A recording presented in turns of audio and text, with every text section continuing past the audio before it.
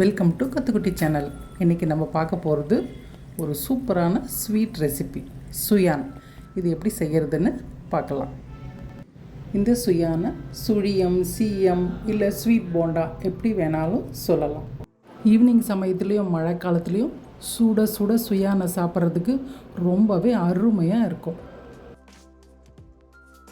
தினமும் ரொம்பவே எண்ணெய் கம்மியாக சாப்பிட்றவங்க என்னைக்காவது ஒரு நாள் இந்த மாதிரி சுயானை செஞ்சு ருசிக்காக சாப்பிடலாம். முளை கட்டாத பச்சைப்பயிரை விட முளை கட்டுறதுனால vitamin A, B, C content அதிகரிக்கும். இதில் ஃபைபர் நிறைய இருக்குது, ப்ரோட்டீனும் அதிகம், கலோரி கம்மி. முளை கட்டுறதுனால ஈஸியாக செரிமானமும் ஆகும். நான் இந்த முளை கட்டின பச்சைப்பயிரை ஒரு பிளேட்டில் போட்டு நல்லா ஆற வச்சிட போகிறேன். பச்சை பயிறு எப்போ முளை கட்டி நம்ம யூஸ் பண்ணாலும் நல்லா 2-3 முறை தண்ணியில் கழுவிடணும். முளைக்கட்டின பச்சை பயிரை ஈரம் இல்லாமல் நல்லா காத்தார வைக்கணும். அடியில் எவ்வளோ தண்ணி இருக்குது பாருங்கள். இதை நல்லா காத்தாரினா தான் வெல்லம் போட்டு நம்ம மிக்சியில் அடிக்கும்போது ரொம்பவும் நீர்த்து போகாமல் இருக்கும். இந்த மாதிரி பிளேட்டில் கொட்டி நல்லா ஃபேன் காற்றுல ஆற வைக்கலாம். இல்லைன்னா ஒரு காட்டன் டவல் போட்டு அதுலேயே இந்த முளை கட்டின பச்சை பயிரை கொட்டி நல்லா காத்தார வைக்கணும். பச்சை பயிரோட முளை எந்த அளவுக்கு நீளமாக வந்திருக்கு பாருங்கள். இது மாதிரி முளை கட்டி சாப்பிடும்போது ஈஸியாக செரிமானமும் ஆகிடும். வயிறு கஷ்டம் கண்டிப்பாக இருக்காது. இப்போது சுயானுக்கு தேவையான பூரணம் ரெடி பண்ணிக்கலாம். மிக்சியில் 4 ஏலக்காய் போட்டிருக்கேன், கொஞ்சமாக சுக்கு பொடி.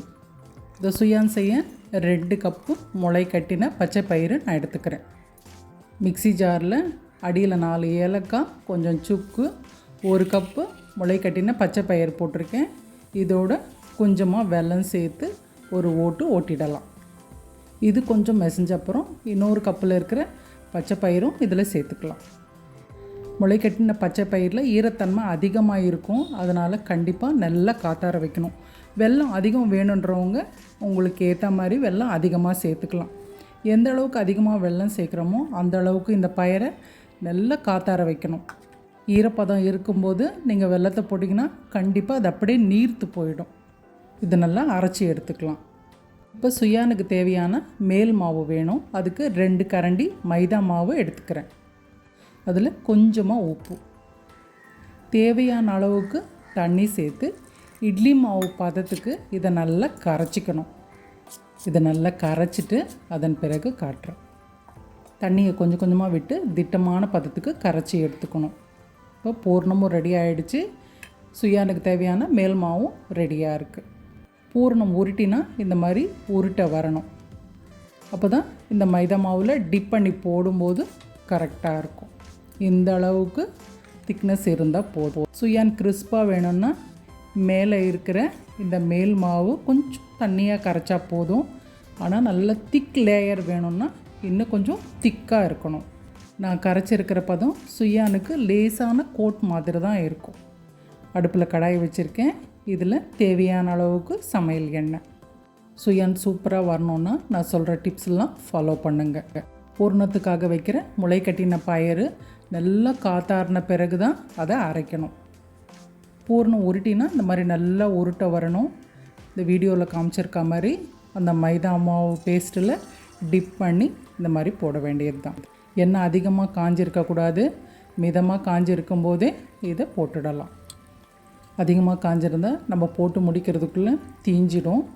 அதனால் அடுப்பை கண்டிப்பாக ஸ்லோ பண்ணிடணும். அடுப்பை ஸ்லோவில் வச்சுட்டு அதன் பிறகு எல்லாத்தையும் போட்டு முடிச்சுட்டு அடுப்பை ஹையில் வச்சு நல்லா திருப்பி விட்டாவே போதும். இது நல்லா வெந்துடும். எல்லா பூரணத்தையும் இந்த மாதிரி மைதா மாவில் டிப் பண்ணி போட்டுட வேண்டியது தான். கலர் கொஞ்சம் மாறும், சவுண்டும் கம்மியாகும். அப்போ திருப்பி விட்டுக்கலாம். நான் ஏற்கனவே பச்சை பயிறு சம்மந்தமாக 7 வீடியோ அப்லோட் பண்ணியிருக்கேன். பச்சை பயிரை எப்படி முளை கட்டுறது அப்படின்ற ஒரு வீடியோ. ஃபிட்னஸ் மெயின்டைன் பண்ணுறவங்களுக்கு ஃபிட்னஸ் ரெசிபி ஒன்று போட்டிருக்கேன். மாங்காய் துருவல் சேர்த்த பச்சை பயிறு சுண்டல். முளை கட்டின பச்சை பயிர்லேயே ஸ்வீட் கட்லெட்டு, ஸ்பைசி கட்லெட் ரெண்டுமே செஞ்சுருக்கேன். அடுத்து பச்சை பயிறு தோசை, பெசரட்டுன்னு சொல்லுவோம் இல்லையா, அந்த தோசை அப்லோட் பண்ணியிருக்கேன்.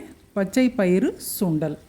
இந்த சுண்டல் பிரசாதம் ரெசிபி. இதில் பூண்டு வெங்காயம் கிடையாது. இந்த வீடியோக்கான லிங்க்கெல்லாம் டிஸ்கிரிப்ஷனில் கொடுக்குறேன், கண்டிப்பாக செக் பண்ணுங்கள். பச்சை பயிறு நல்லா முளை கட்டி வச்சிட்டோம்னா எந்த ரெசிபி வேணாலும் நம்ம இஷ்டத்துக்கு செஞ்சு சாப்பிடலாம். ருசிக்காக இந்த மாதிரி சுயானும் செஞ்சு சாப்பிடலாம். சுயான் போடும்போது ஒன்றுக்கொன்று ஒட்டினா மாதிரி இருக்கும். கொஞ்சம் நல்லா வெந்த பிறகு கரண்டியால் இந்த மாதிரி குத்தி விட்டாவே எல்லாம் நல்லா தனித்தனியாக வந்துடும். மேலே இருக்கிற மாவு நல்லா கிறிஸ்பாக வேணும்னா கொஞ்சம் ஸ்லோவில் வச்சு திருப்பி திருப்பி திருப்பி விட்டால் மேலே இருக்கிற அந்த லேயர் நல்லா கிறிஸ்பாகிடும். எல்லா சுயானுமே இதே மாதிரி போட்டு எடுக்க வேண்டியது தான்.